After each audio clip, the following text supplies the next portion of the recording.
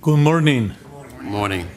I would like to call to order the August 9th, 2017 meeting of the Committee on Finance, Audit, and Budget. Will the Secretary call the roll, please? Yes, Reverend Miller. Present. Mr. Herrera. Here. Ms. Alva Rosales. Yes. Mr. Peterson. Yes. Mr. Youngblood. Yes. Mr. Silva. Yes. Committee has 6 members and has quorum. Present. Our first order of business is the approval of the committee minutes of July 12, 2017. The minutes were previously distributed. May I have a motion to approve? So move. Second. Will the Secretary call the roll? Yes, Reverend Miller. Here. Mr. Irvine. Abstain? Ms. Alva Rosales. Yes. Mr. Peterson. Yes. Mr. Youngblood. Yes. Mr. Silva. Yes. That motion is approved with 5 yes votes and 1 abstention. Our next order of business is the review of the finance report. Jeremy, good morning. Good morning. Morning. Excuse me, everybody, please state your name and title because we're having a court reporter today. Thank you. Good morning. I'm Jeremy Fine, your CFO, and I'm here to report on the system-generated revenue and expenses for the month of June. As you can see here, fair and past totals are continue. Just a brief overview before we jump in. June results track and are slightly better than what we've seen in prior months. As you can see here, with fair and past totals for the month are slightly down. Reduced fare subsidy is down, as we've previously discussed, due to state funding, and then non-fare box revenues continue to benefit from higher advertising revenues. Total for the month of June, revenues are down about $1.3 million, which is a slower rate of decline than what we've seen in prior months. And you can see this on the next page on the year-to-date numbers. Continued improvement, we continue to see improvement throughout the year, and fare and pass totals are down approximately $8.8 million. Reduced fare subsidy continues to track about half of what we expected, again, due to the state budget. And then the non-fare box revenues continue to benefit due to higher advertising revenues as they do on the month as well. So overall, total revenues are down about $11.4 million on a year-to-date basis. But again, as we've talked about on the expense side of the house, we continue to have those strong expense controls in place to more than offset the shortfalls that we see in revenues, both on a monthly basis and on an annual basis. To walk through the expense controls and the expense line items in particular, on the June basis, we see labor slightly down for the month, material slightly up, fuel and power continue to be strong performers for us on the monthly basis and on an annual basis. Provisions for injuries and damages and security services coming in effectively at budget or slightly favorable. And then other expenses, which are primarily contractual obligations, continue to track on a favorable basis as well. So for the month of June, we see a favorability of $2.2 million. This more than offsets the shortfall in revenues, so we're about $900,000 up for the month of June for system-generated revenues and expenses. For on a year-to-date basis, we continue to see the same trajectory for the various line items. Labor effectively flat but slightly down. The same for material but slightly up. Again, fuel and power, strong performers on an annual basis, so we continue to see strong favorability on both of those line items. Provisions for injuries and damages and security services continue to track favorably, and then other expenses, again, those controls on our contractual obligations, we continue to really ensure that we're tracking on a favorable basis there. So that allows us to accrue almost $13.5 million of favorability on a year-to-date basis. Again, offset by the shortfall in revenue, we still are favorable to the tune of about $2.15 million through the month of June. The three commodities that we purchase are fuel, power, and natural gas. We continue to have positive variability on both a monthly and annual basis. We have purchased all that we need to for the year of 2017, and we continue to make incremental increases when the market presents opportunities to buy at historically low levels for fuel, power, and natural gas for 2018 and for 2019. Are there any questions? Any questions? In the revenue, it seems okay that our strategy is lowering the expenses and not increasing the revenue. I think that we should have something, okay, more. Absolutely, and the effort is both on the revenue side and on the expense side. We obviously control other revenue opportunities such as advertising and whatnot. We have seen continued growth on that front, and we'll continue to press for additional opportunities on all of our revenues, as well as continuing to control our expenses as we move forward through the rest of the year. So when you break out from a revenue standpoint, we're still trending higher in the rail as opposed to bus, and the bus revenue is starting to trend negatively. Is that continuing the trend when you break out from a revenue standpoint? So from a revenue standpoint, it follows basically those trends. Again, we continue to see continued efforts to improve the revenue from our fare box. So again, we'll continue to press for opportunities to, again, bolster the base, which is going to drive that fare box revenue. But again, as I said, we're not only focused just on the fare box side of the house, which is obviously critically important, but also on developing new revenue streams as well and expanding the ones that we have. So Jeremy, two questions. One, and it might be too early to tell. So I know the state has a budget. Have we seen any increase in terms of payment for August? Did we get an August payment as a result? And then the other thing too, I know June, July, August, the summer months are high ridership months. Have you had a chance to take a peek at July to see how we're doing? So with regard to July ridership, I would ask Carol to make her way up to kind of highlight more in detail the ridership numbers in particular. But with regard to state remittances, we have seen those continue to flow. So again, knock on wood, they will continue to flow as we expect them to. But we have seen, the remittances coming in on a timely basis heretofore. But again, it's been a short period of time so far. What about your take on how things are going with real estate taxes, the refunding? So the real estate transfer tax funds continue to track approximately on budget. We continue to be in close contact with our fellow finance folks over at the city because they have a very clear pulse on the real estate transfer tax as well. They're seeing similar trends. There's a number of large buildings for sale in the loop, so we continue to see and hope for very successful sales on those properties. That would help continue to drive the real estate transfer tax up. But again, it's based not only on the the commercial developments downtown, but also just the real estate base throughout the city at large, which has been a little soft. But again, we continue to see some progress there. But bottom line, we continue to be on track for a budgetary basis.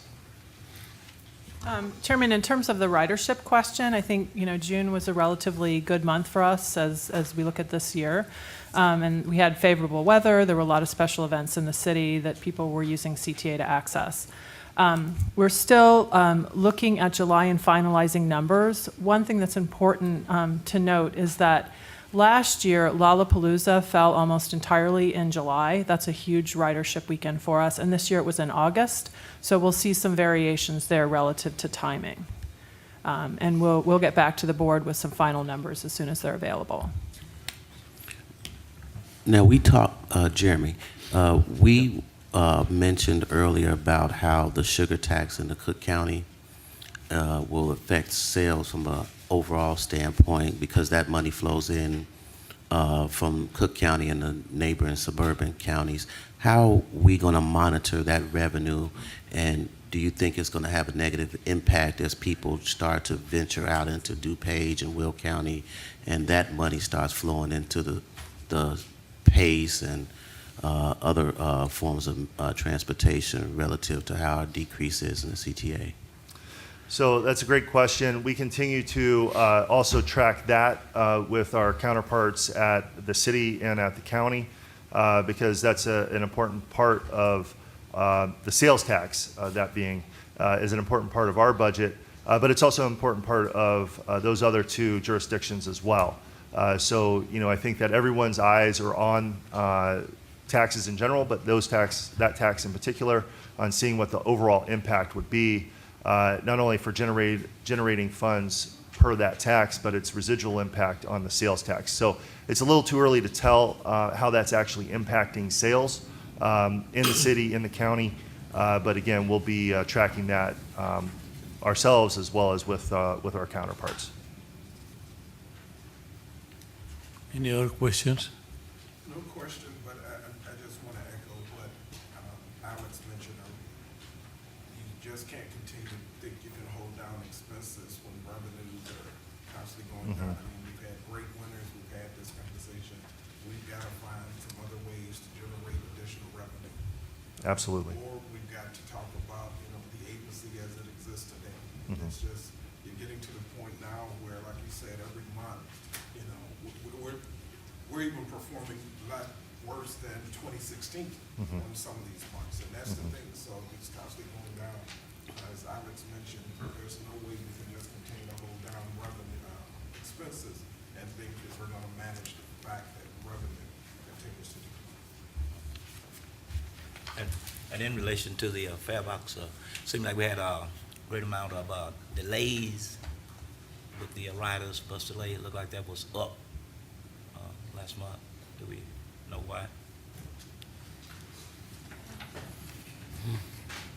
With all the competition.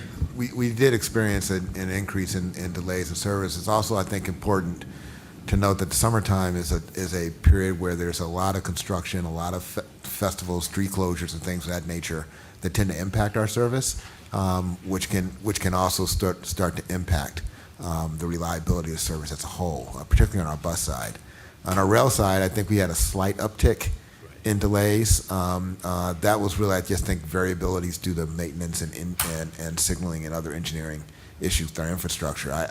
We spend a lot of time talking about the impact of the state budget on our operating revenue. We don't spend nearly as much time talking about the impact of a lack of a state capital plan on our capital budget. Things like overhauling our oldest rail cars and things of that nature to improve their reliability are all things that have an impact on the overall quality of the service that we provide. And our ability to pursue those types of programs is tremendously impacted by the lack of a state capital program. So clearly, one of our priorities is not only the stabilization of our operating subsidies that we receive from the state, but also to continue to aggressively advocate for a state capital program as soon as possible, because there are billions of dollars worth of work that CTA is unable to pursue because of the failure to have the capital dollars to do that. And your point is part of the impact of that reality. You're starting to see it play out in the way the service is operating on a day-to-day basis. Any other questions? Thank you, Jeremy. Thank you.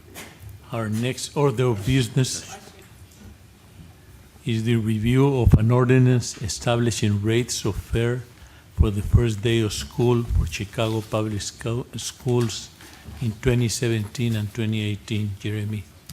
Thank you. We are asking for ordinance authorization for the free ride program for the first day of school for 2017 and 2018. The program is available to all school-aged children as well as adults accompanying them on the first day of school.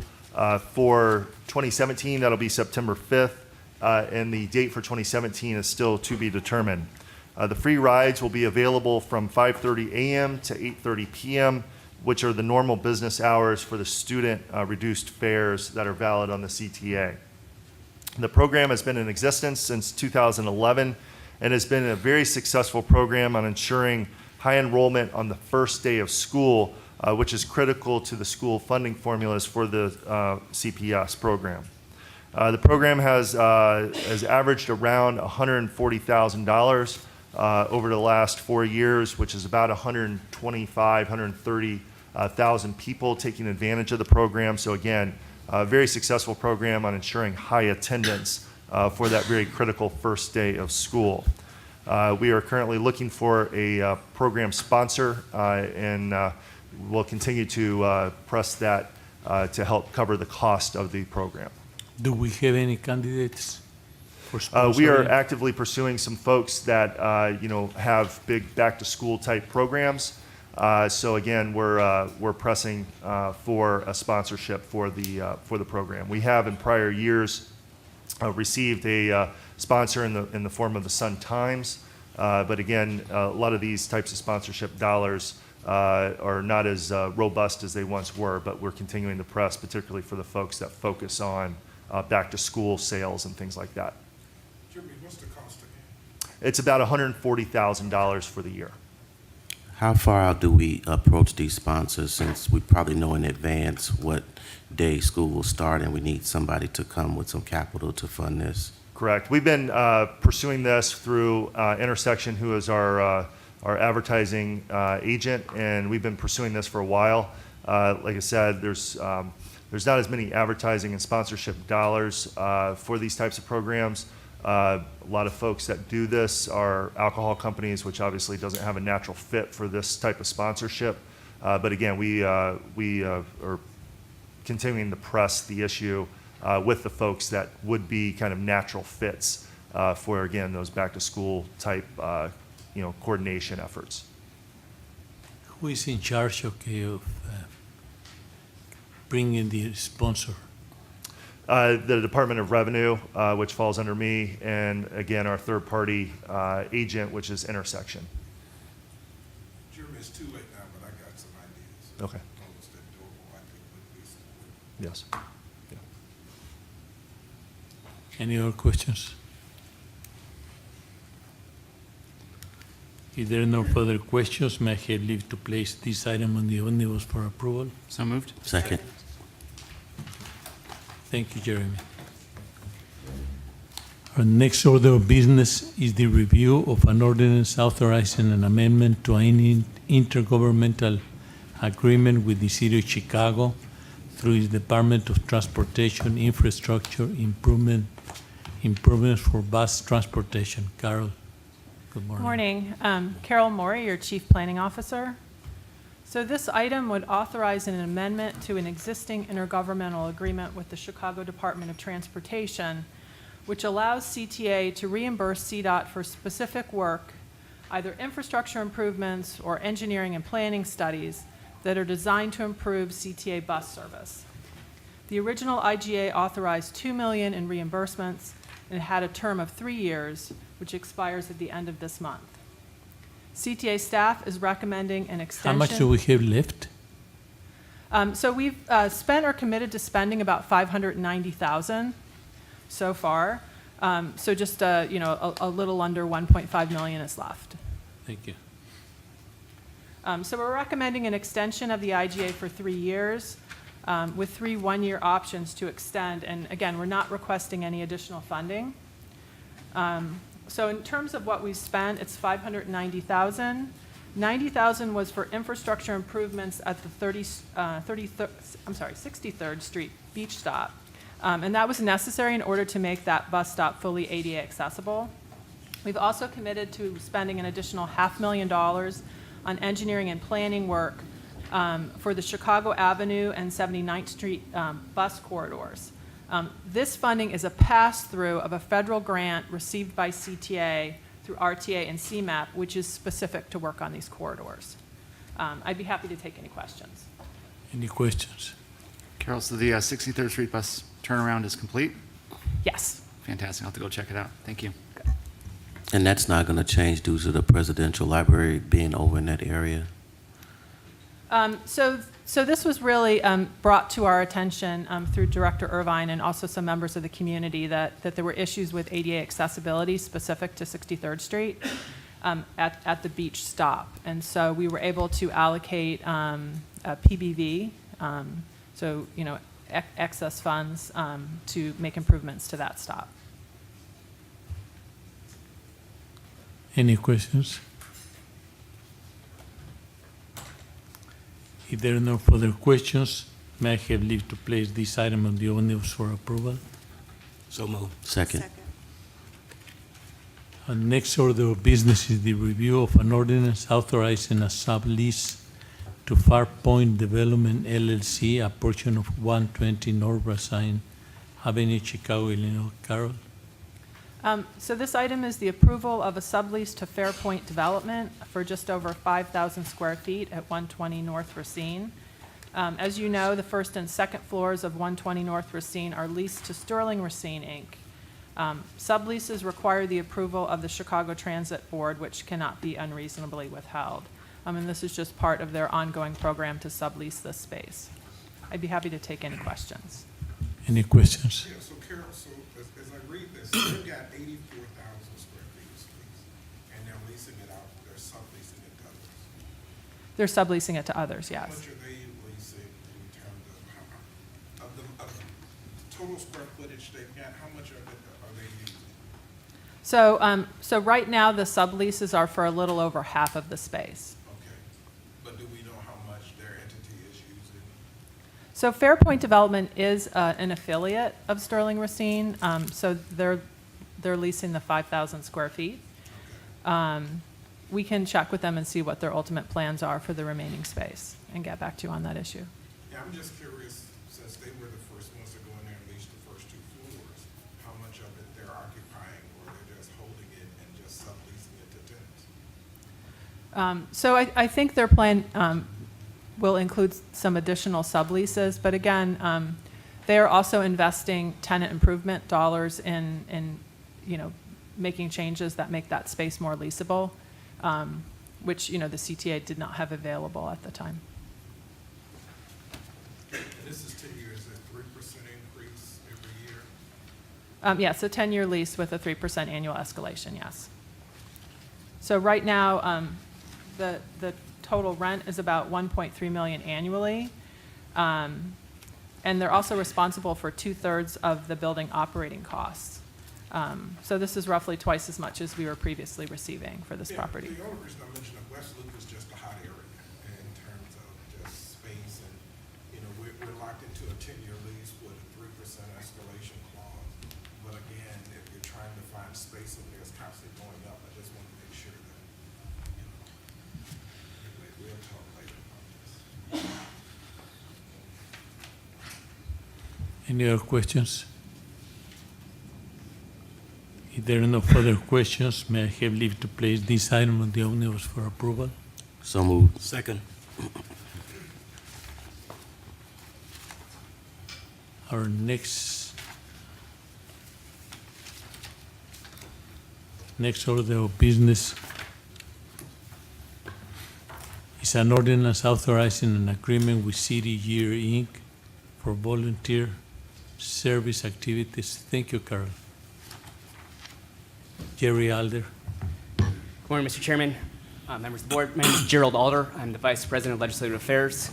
I'm requesting the board's approval of an ordinance authorizing a 2-year agreement with City Year for volunteer service activities.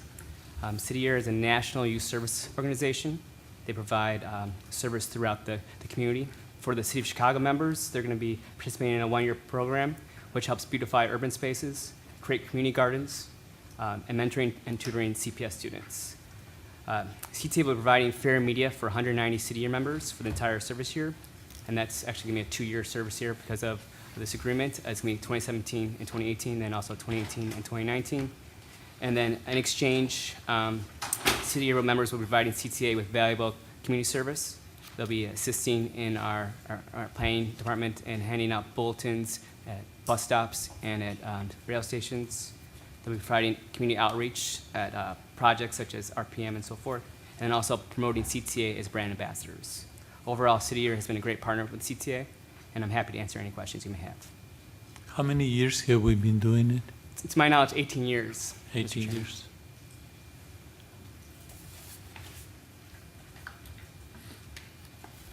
Any questions?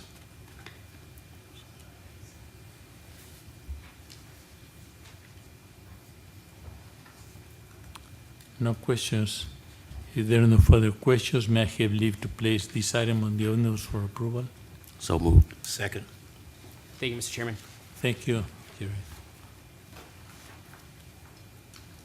Our next order of business is an ordinance authorizing a master intergovernmental agreement with the state of Illinois through its Department of Innovation and Technology for the state to use certain authority fiber optic cable. Veronica.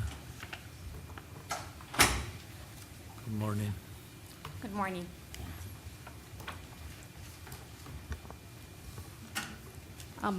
I'm the Chief of Strategy, Data, and Technology. With me is our Director of Technology Engineering. Today, we're presenting a master intergovernmental agreement between CTA and the state of Illinois through its Department of Innovation and Technology that allows that department to expand its high-speed broadband network in the Chicago metropolitan area by getting access to unused CTA fiber strands. This intergovernmental agreement is a 20-year agreement. Requests would be subject to a written request process that requires the approval of CTA and other granting agencies where applicable. The CTA would review and approve only where we have spare capacity, if fibers are non-commercially viable, and with the approval of the Chief of Technology. For any requests granted, the state would be solely responsible for all the work and costs associated with connecting to the additional fiber strands that are provided by the CTA. And this IGA also includes reciprocity that allows the CTA to receive information technology resources from the state in exchange for fibers that are provided by CTA. One example of reciprocity would be the provision of high-speed dark fiber internet service to the CTA that would serve as a backup for CTA's primary internet services. I'll open up to any questions. Any questions?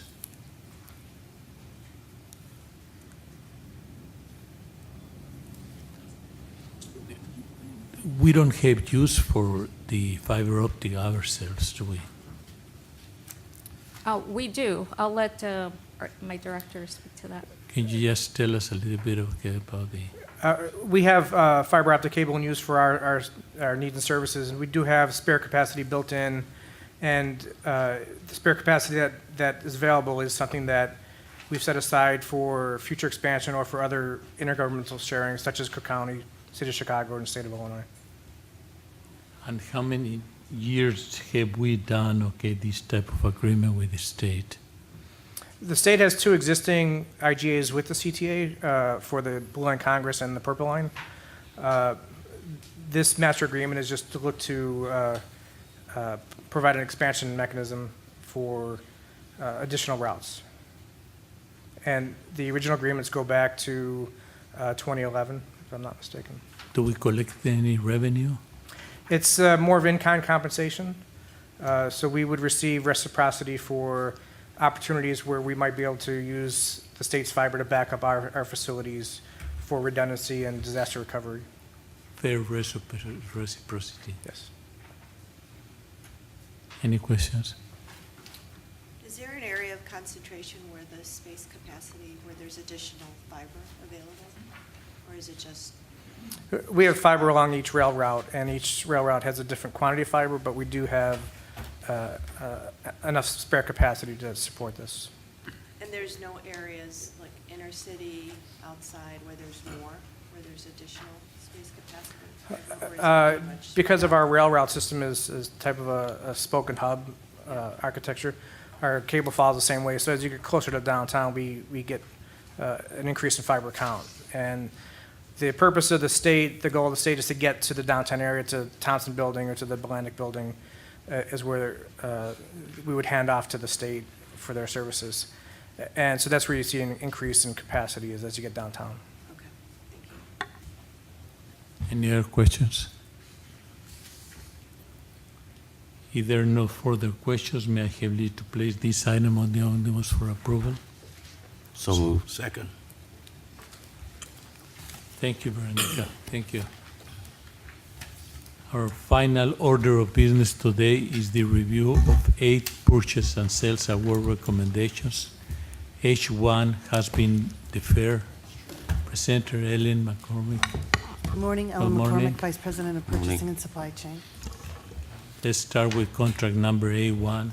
Any questions?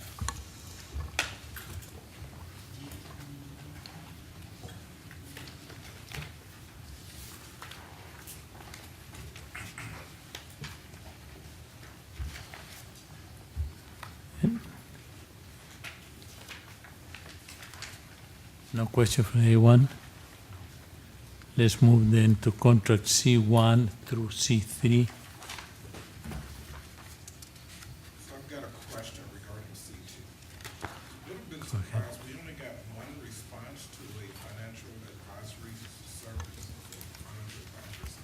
This was a professional service contract, so we didn't go out for bid for it. And Amerisco, okay, has been working with us, okay, for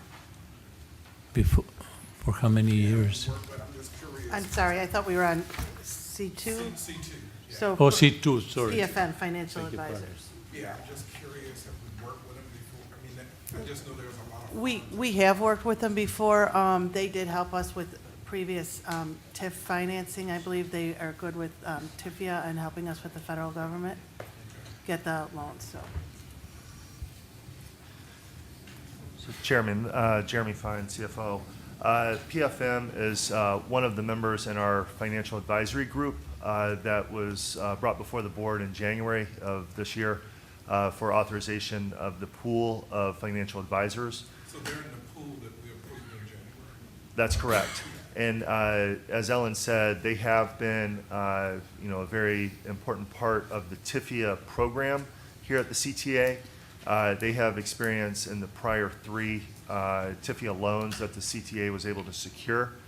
So not only are they very familiar with a very complicated program here at the CTA, but also the U.S. Department of Transportation is very familiar with PFM. So they have been a good partner with us in being able to move those TIFIA process forward and very successfully. So that's why we look to them for engagement on this transaction as well. Yeah, I think when I looked at it, I was more concerned. I thought it was a sole source, but it's not. They were in a pool that we. They were in a pool that we selected from. Do they do any training to our people, okay, what they do? Absolutely. They've been a great help on not only what they bring to the table, but also their ability to work with CTA staff to familiarize us, with the process, because they deal with not only TIFIA loans with the CTA, but TIFIA loans, in the area throughout the country as well. So, so it's a symbiotic relationship of, training, back to CTA as well. So Can they help us get more TIFIA? I think that's really up to us on, being able to secure those funds. There's no DBE participation on this? So there's no subcontracting opportunity for this particular scope of work, but because Jeremy has stated that they are from the pool of our financial management team, so we do have minorities in that pool. So I'm sure there'll be other opportunities with finance. Absolutely. I just wanted to comment on C3. This was impressive because it's a 30% participation DBE. Have we worked with or have we used Shelton Solutions before in terms of subcontractor? Because this is particularly what we need as far as from a percentage standpoint, more DBEs to from a contract with the city, because it brings about diversity that represents the city. So my comment was this is great, 30% participation. So actually, yes, on our current contract, we use Shelton Solutions, and the prime contractor is actually attaining about 42% with them. So we're hoping the trend stays about the same. Great job. The monthly expenditure, okay, is that a fixed amount or is that a variable? That's an average amount. It's an average? Yes. Yeah, and it depends on what kind of services that they're providing. And, you know, obviously, some of those ebb and flow throughout the year. One of the biggest services that they provide is advisory services with regard to our purchases of, you know, the three commodities that we talk in the FAB report about. So they've done it, they were our prior providers of this service. And they've done a fabulous job on allowing us to be able to capitalize on historically low markets and really kind of buying at the low of those lows. So that's one of the important you know, things that they bring to the table. They also advise us with regard to you know, what kind of additional energy savings that we could implement that allows us to continue to capture you know, expense reductions through energy savings efforts throughout the authority. Are they experts in energy? Yes, they are. They are. And they're an expert not only here at CTA, but throughout the Northeast Illinois region, as well as, you know, nationwide. They're one of kind of the preeminent advisory services in this field. Any questions?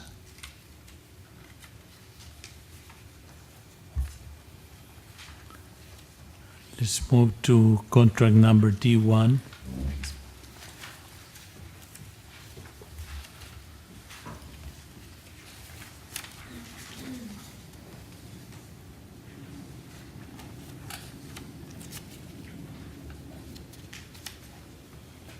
Move to contract G1 to G3.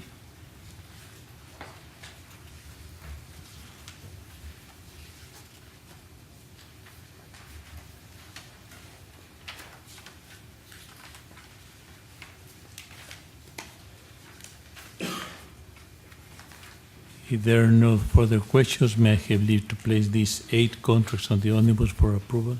So moved. Second.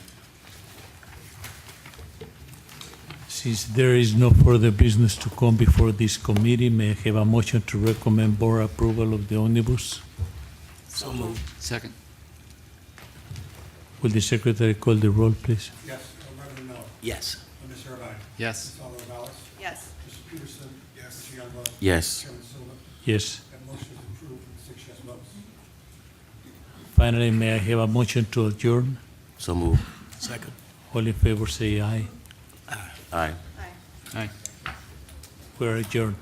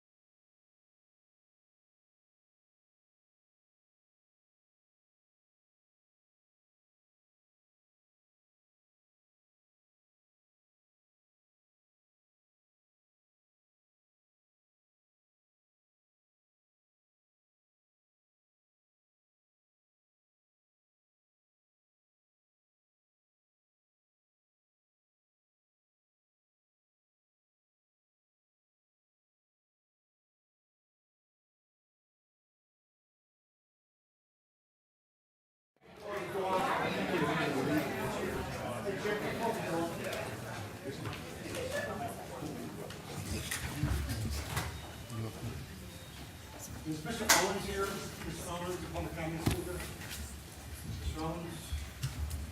Here, it's 10 o'clock. Is he in there? Yep. Good morning. Morning. I'd like to call to order the regular scheduled meeting of the Chicago Transit Board for August 9th, 2017. Would the secretary call the roll? Yes, Reverend Miller. Yeah. Mr. Irvine. Here. Ms. Alvarez. Here. Mr. Silva. Yes. Mr. Youngblood. Here. Chairman Peterson. Here. We have quorum, 6 members of the board present. Thanks, Greg. The first order of business today is public comment. Greg? So let me brought him to Mr. Owens last time. No public comment, sir. Okay, if he comes in, Comes in, we'll let him speak. we'll let him speak. Okay. The next agenda item is the president's report. Dorval?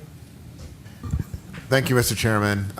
First, I'd like to have Carol Moray, our Chief Planning Officer, and Brian Steele, our Vice President of Communications, come up and say a few words about the number 11 bus.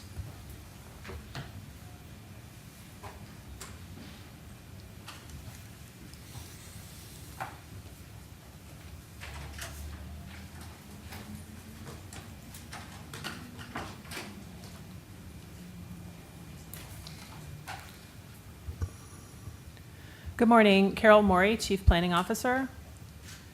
In May of 2016, the Chicago Transit Board authorized a 180-day pilot to extend the number 11 Lincoln bus route from the Western Brown Line Station to the Fullerton Red-Purple Brown Line Station.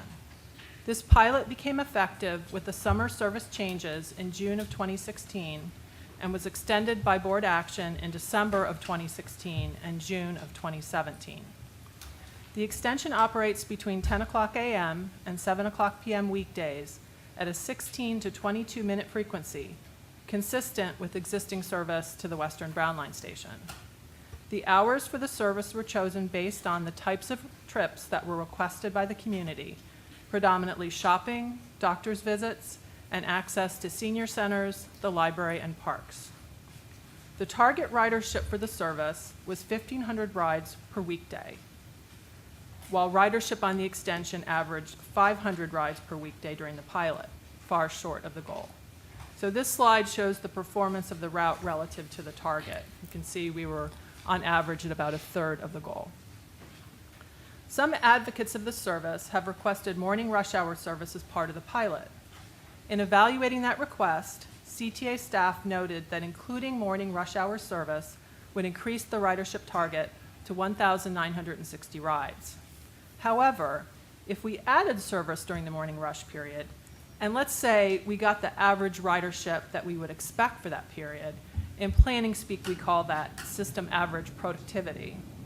And that's how we set ridership targets. So assuming we got that during that morning rush period, we would still only be at about 990 average daily riders, which again is well short of the existing 1,500 target for this route. The area served by the number 11 extension pilot is one of the most transit-rich areas in the city. In addition to the Brown Line, CTA provides north-south bus service on Western, Damon, and Ashland, including express routes on Western and Ashland. East-west service is provided on Lawrence, Montrose, Irving Park, Addison, Belmont, Diversey, and Fullerton, offering convenient connections to the red, purple, and brown lines. As I discussed at the introduction of the pilot in May of 2016, CTA executed an extensive outreach and marketing plan to try and ensure the success of the route. Brian Steele, CTA's Vice President of Communications and Marketing, is here with me to discuss the specifics of that outreach and marketing plan.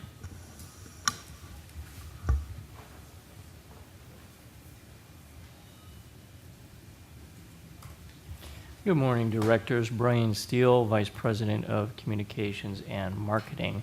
Wanted to give you a brief overview today of the marketing and promotional efforts that we put forth for the number 11 pilot. Give me just a moment, please.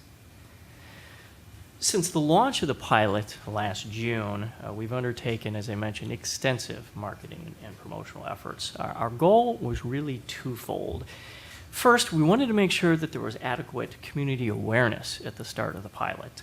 Second, we wanted to encourage the community to take advantage of the service while reminding them of the many destinations that the number 11 pilot served. So over the last year, we've actually undertaken 2 separate marketing and promotional pushes. One for the starter service, and then one when we extended the pilot last December, we began a second campaign in January. Both of those entailed multiple activities, including the creation of very specific collateral materials, door-to-door distribution of those materials, meetings with elected officials, significant social media promotion, and coordination with the local chambers of commerce and other stakeholders. Phase 1 really focused on awareness. Even though the pilot got a lot of media coverage initially, we still wanted to make sure that the message got out into the community. So we created flyers and posters. We also created social media templates for businesses to use for their own social media properties. We did digital screen advertisements on the Brown line, and we did dedicated web pages. The community stepped up too, which is something we were really pleased to see. The community came up with a number of creative ways to promote the service. Among them were an 11 on 11 Beer Explorer passport, in which various businesses printed a passport and visitors would go to the various businesses and get a stamp. And then there was also a number 11 pub crawl that both of those efforts really got some nice media attention and were well received in the community. Here's some of the informational flyers that we created for the first phase. Again, the focus was on awareness. We heard you, now we want to see you. These are some of the flyers, posters, and digital advertisements that we did. The second phase that started in January focused a little bit more on encouraging ridership while still having the goal of increasing awareness. We actually created a targeted flyer and poster for DePaul University at the south end of the route to let students know about that option, and we worked with the university's communications team to make sure that we were getting that information out to the student population. We also revised the social media templates for local businesses, again for them to use on their own social channels. We updated the website with some downloadable promotion materials so that individual businesses could download materials and pass them out to their customers. And again, the community stepped up with their own efforts. Probably, I think the most creative was the Love Note to the Number 11 video that stakeholders put together, and it saw a lot of positive community response.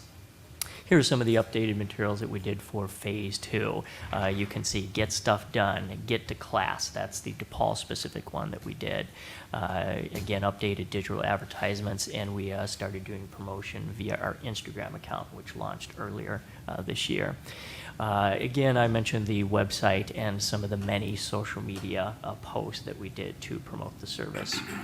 So I guess in summary, I can say that this pilot has received really the largest individual marketing and promotional push of any single bus route, at least in the 5 years that I've been here. We really put a lot of resources behind it to make sure that we were getting the word out and encouraging ridership. I'm happy to answer any questions. I don't have a question, Brian, but one of the things that I think we should do, but when does it end? September? So because it's a weekday route, the last day of service will be September 1st. Okay. One of the things I think would be helpful is probably just doing a campaign to make the residents aware of the options. For example, on the Brown line is handicap accessible.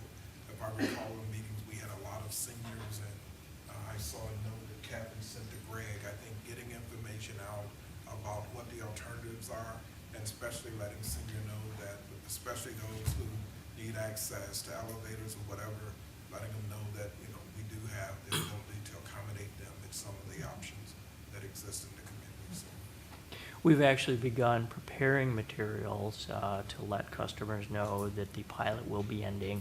In addition to the printed and written materials, we'll also be having the AVAS, the automated bus announcements, so that riders are aware.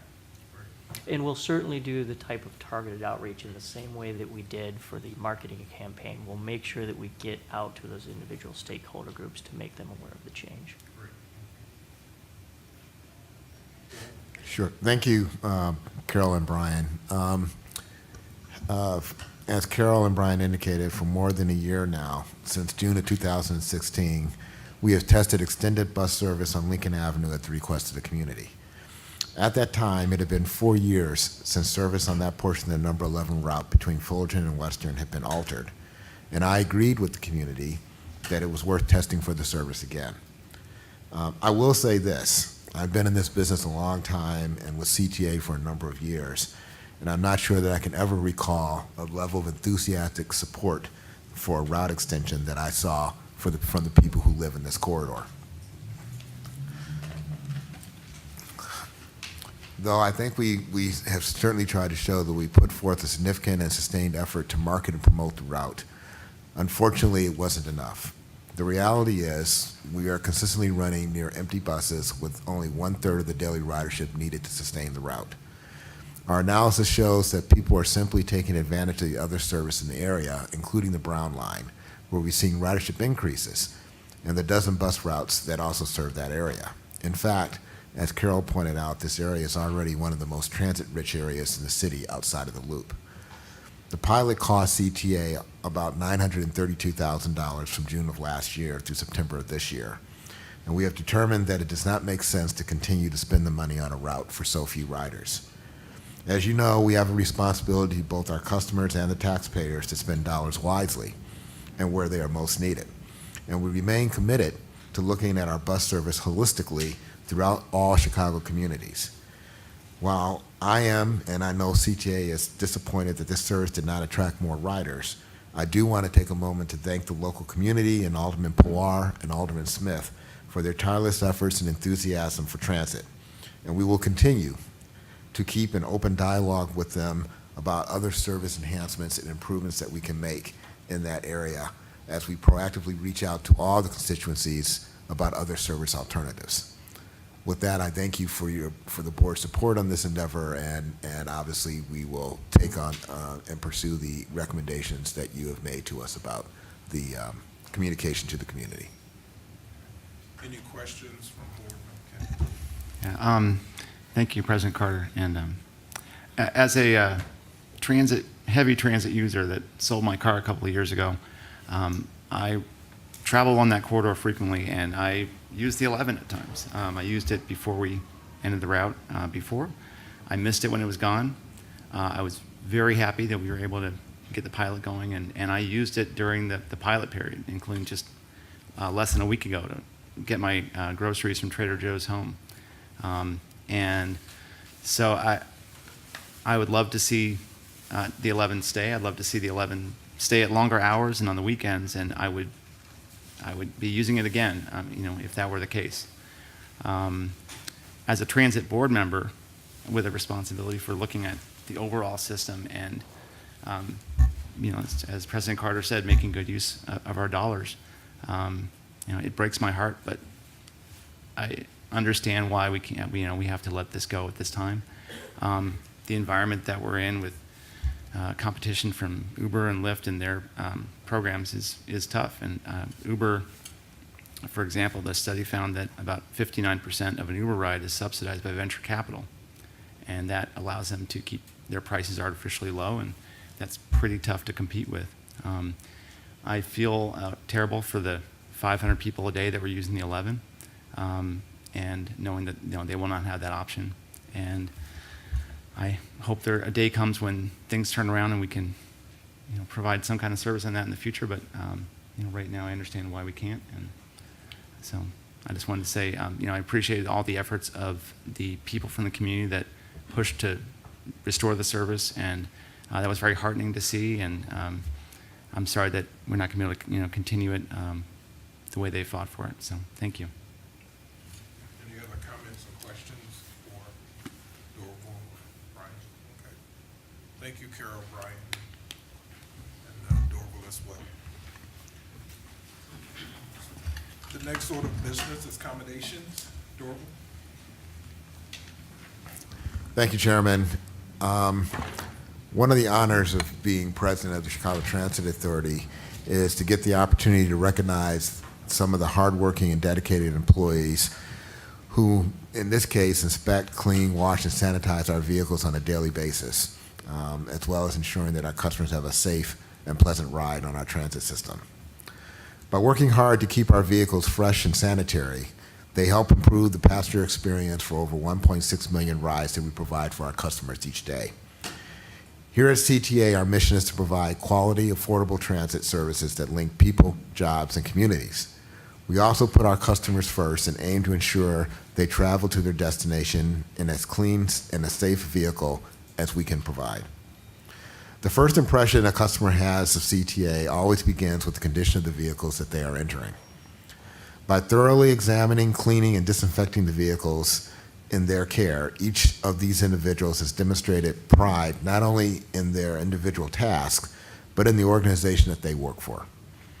Their dedication and reliability showcase the best attributes of the Chicago Transit Authority. As you know, we are an organization that puts the customer experience first and prioritizes the comfort, safety, and enjoyment of our most valuable cargo, which is our passengers.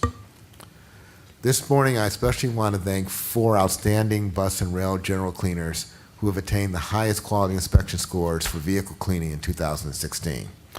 As I call your name, I ask that you please stand up. First is Michelle Gillespie.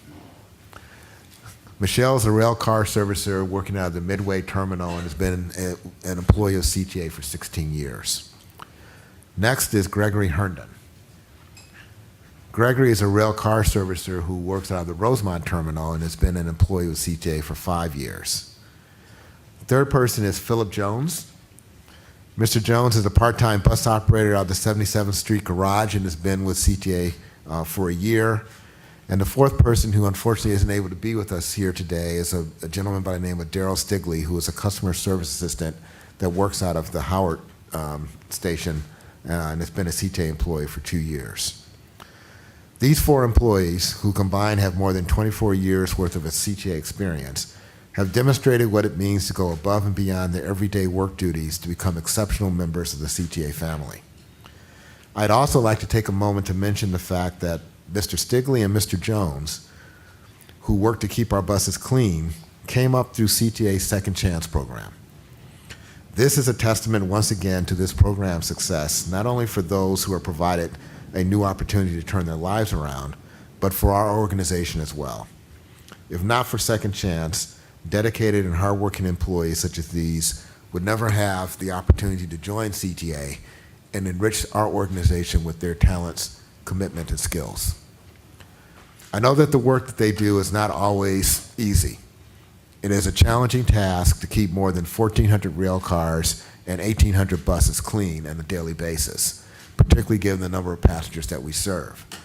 But I once again want to thank each of you for your contribution to CTA, for your hard work and your commitment to our organization, and I have no doubt that you will have long and successful careers here with our agency. Congratulations.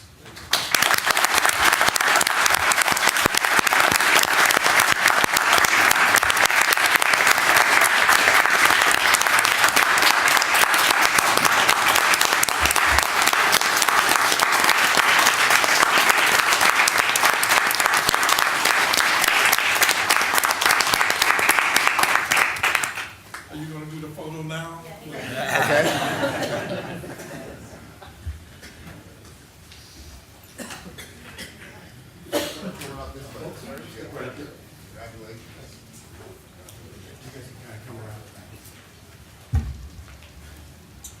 Lauren, the center, please, right there. If we could get everyone kind of in between the flags here.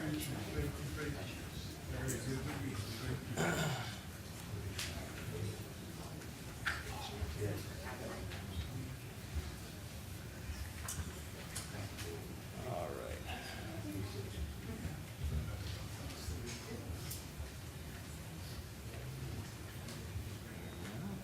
right. On this side, please. Yeah. There we go. And actually, if I have you on this side also, there we go. All right.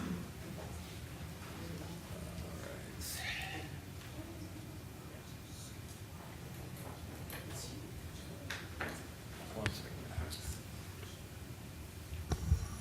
Okay. Big smiles, everybody. There we are. Thank you.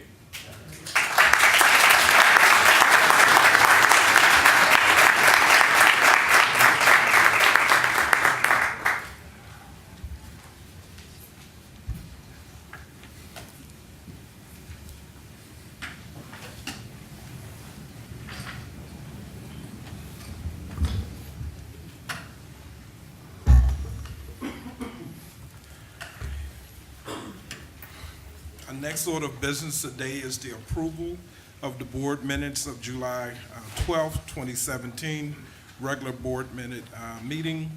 The meetings were previously distributed. Any comments? If not, I now entertain a motion to approve the minutes of the regular board meeting of July 12th, 2017. Move So it. moved, or I'll second. Second. Reverend Miller. Yes. Mr. Irvine. Abstain. Ms. Gonzalez. Yes. Mr. Silva. Yes. Mr. Youngblood. Yes. Chairman Peterson. Yes. That motion is approved with 5 yes votes and 1 abstention. Thanks, Greg. We'll now entertain, take up an executive session matter. It's my understanding that there will be no executive session this morning. Karen? Okay. I would now like to address agenda item number 6A, a resolution changing the time of the CTA board meeting of September 13, 2017 to 1 p.m. I would now entertain a motion to approve a resolution setting the time of the September 2017 transit board meeting. So moved. Second. Reverend Miller. Yes. Mr. Irvine. Yes. Ms. Gonzalez. Yes. Mr. Silva. Yes. Mr. Youngblood. Yes. Chairman Peterson. Yes. That motion is approved with 6 yes votes. Thanks, Greg. The next order of business is a report from the Committee on Finance, Audit, and Budget. Director Sibley. The Committee on Finance, Audit, and Budget met earlier this morning. The committee approved the July 12 committee minutes and reviewed the finance report.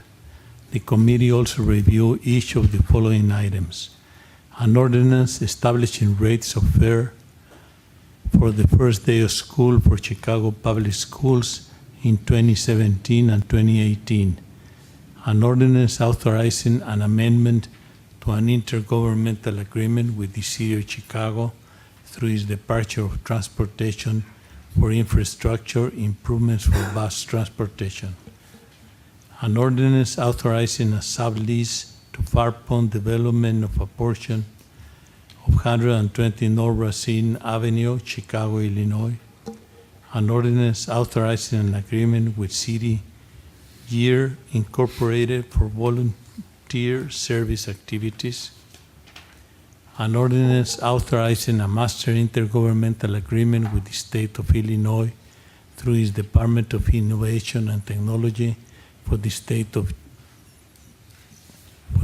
to use certain authority fiber optic cable. 8, purchase and sales award recommendations.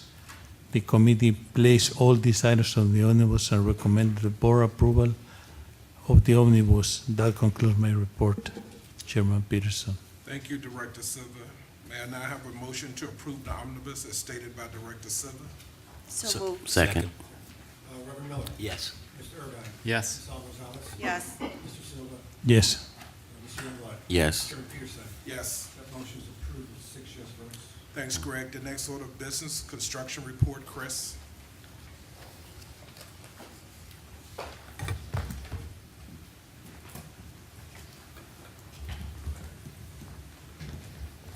Chris Bouchel, your Chief Infrastructure Officer. Mary Person, Director of Diversity Programs.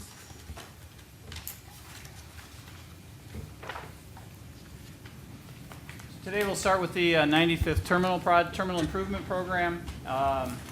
So work continues on this project, tight to budget, tight to schedule, similar to earlier reports. Good progress is being made all around on the building. We're starting to see the South Terminal in particular come together. You've seen lots of pictures of foundations. Now you're starting to see pictures of steel, of platforms coming together. This actually is a photograph of foundations for the North Terminal. So in the current work effort, we're able to advance elements of the North Terminal as well. So I'm happy to say that's progressing. Those of you that drive by may have noticed that we're seeing a lot of two-shift work out there as the work comes out of the ground, as we see the steel frame going up. In this case, the South Bus Bridge. You're seeing more and more work sites out here, so I'm pleased to say that. This is the foundation. This is the platform for the South Terminal and the elevator shaft.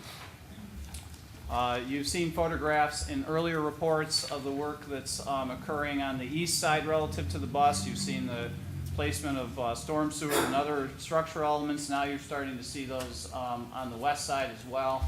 This photograph also gives you, I think, a good idea of some of the infrastructure we put in place to support the terminal here, in terms of some of the in-ground work that occurs.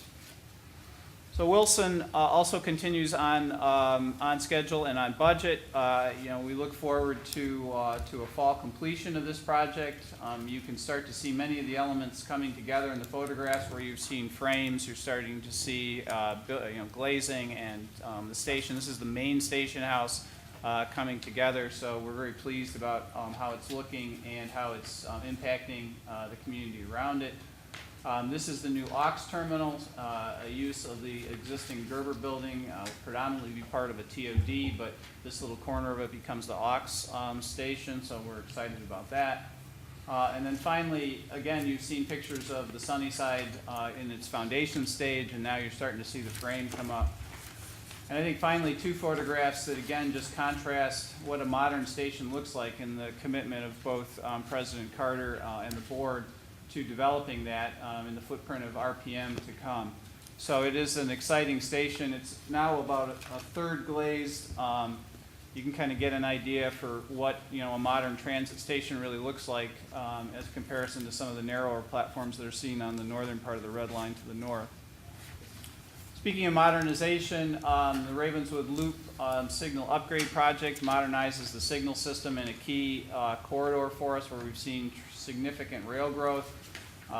This project continues on time and tight to schedule, or I'm sorry, on budget and tight to schedule.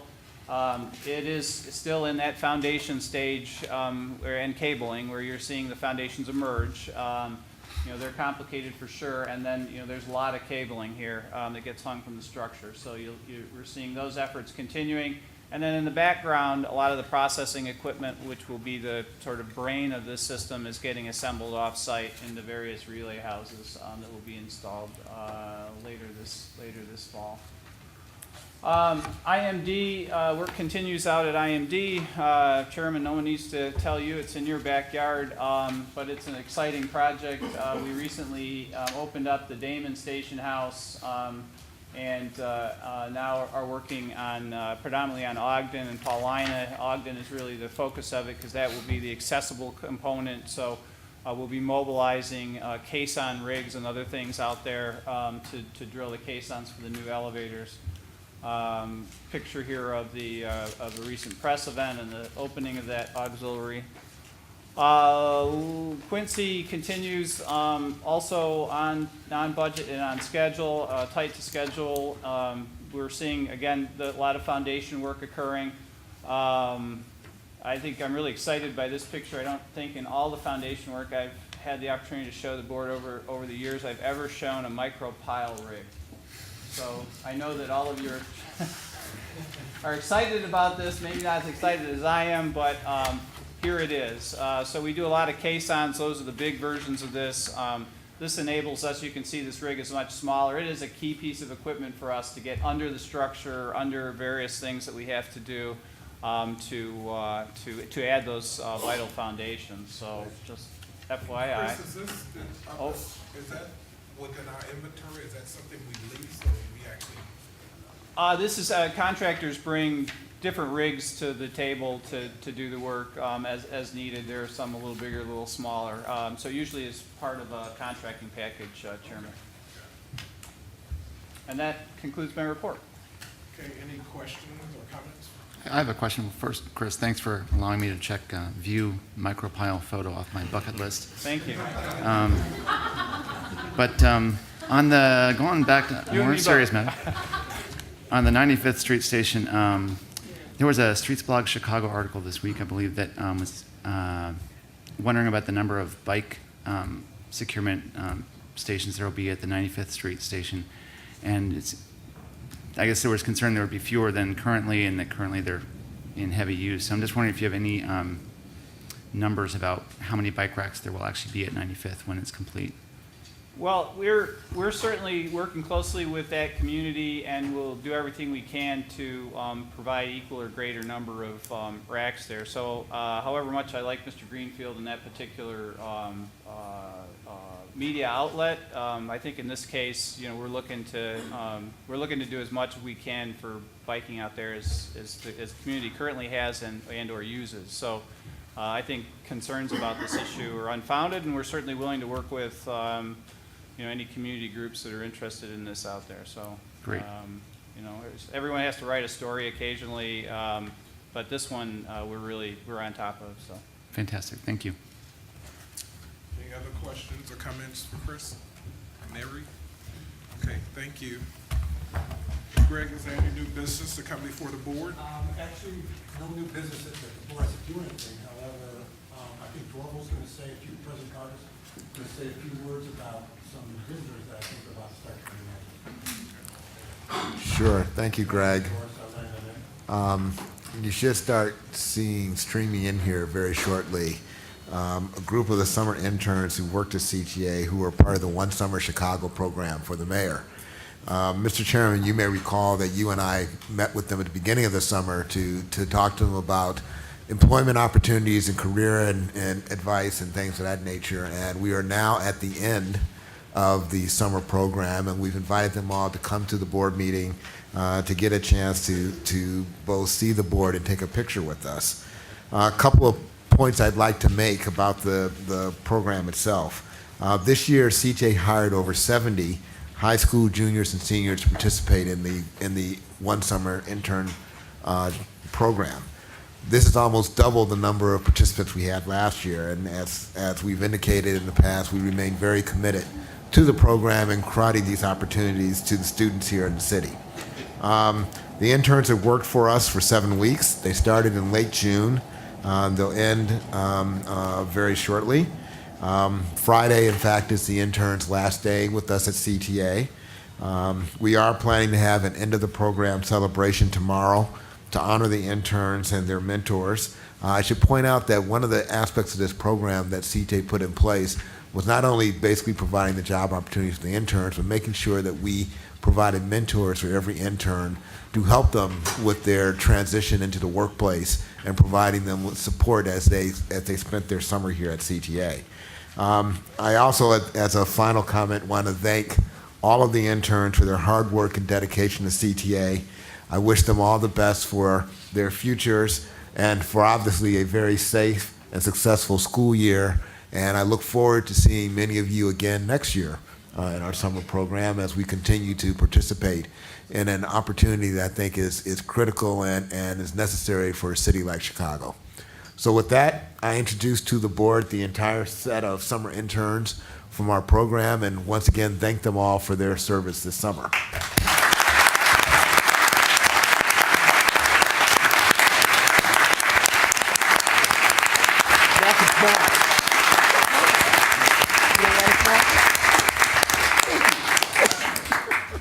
Dorval, if I could just, did you enjoy your time here at CTA? Yeah. How many of you are thinking about transit as a career option as a result of the time you spent here? We got one. We got one. Apparently, we've got to get you to come back. There's great careers in transit, so I'm hoping, again, as Dorval mentioned, one, just let me congratulate you. I had a chance, as Dorval mentioned, to speak with a number of you when we came down to talk about our journey in terms of our career. But I'm so glad, one, we were able to double the number of students from 2016 to 2017, and hopefully we'll be able to even add more in 2018. But again, thank you, and hopefully this was a rewarding experience for you, and for those who are eligible next year, we do hope to see you back next year. So thank you again.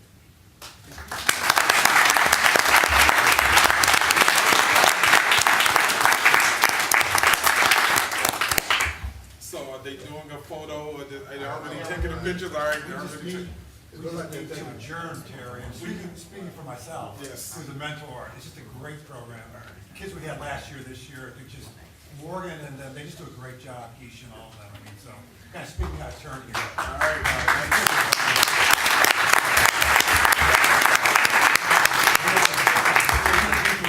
Okay, And then we're going to take a picture. all right, so with no further business to come before the board, may I have a motion to adjourn? So move. Second. All of those in favor say aye. Aye. We are adjourned. Thank you.